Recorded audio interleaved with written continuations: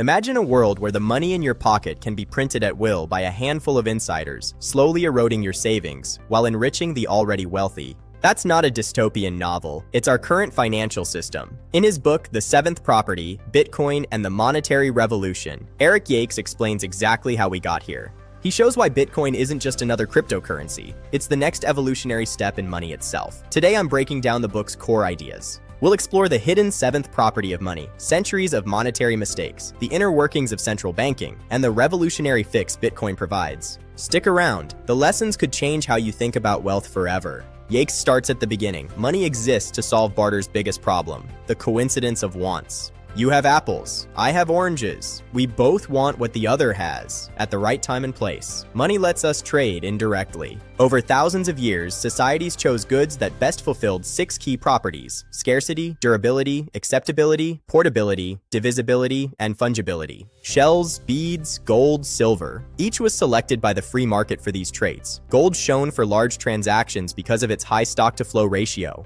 But here's where it gets interesting. Every time we centralized production or storage to make money more convenient, we traded something vital, trust, for efficiency. Yakes argues we've been missing a seventh property all along: immutability. That means decentralized production and storage. Immutability ensures no one can arbitrarily create more or seize it. Primitive money had it. Anyone could verify shells or gold. But governments minted coins, then clipped them. Goldsmiths issued paper receipts and lent out more gold than they held. Fractional reserve banking was born, and with it, repeated runs, inflation, and collapses. Society kept trading decentralization for speed and convenience. By the time we reached central banks and pure fiat money, money backed by nothing but government decree, immutability was gone. The result? Moral hazard on steroids. We've entered a system where the rules can be changed for the benefit of a few. Yakes walks through centuries of examples: Sweden's Riksbank, the Bank of England, the Bank of France, and America's own early central bank experiments. Each time the pattern repeated, governments partner with banks to print money for wars or deficits, inflation follows, and price controls cause shortages.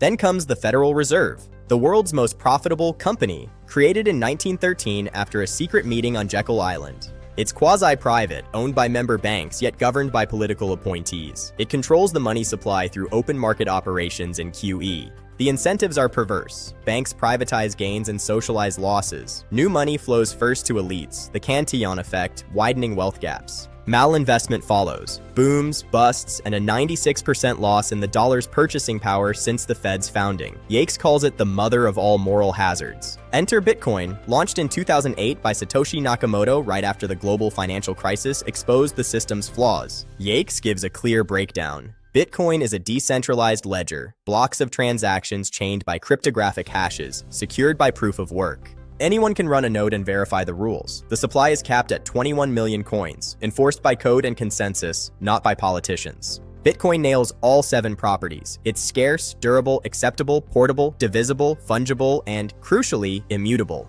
Production and storage are fully decentralized. No single point of failure, no fractional reserves, no moral hazard. It's the first time we've had money that can't be manipulated. So what should you take away?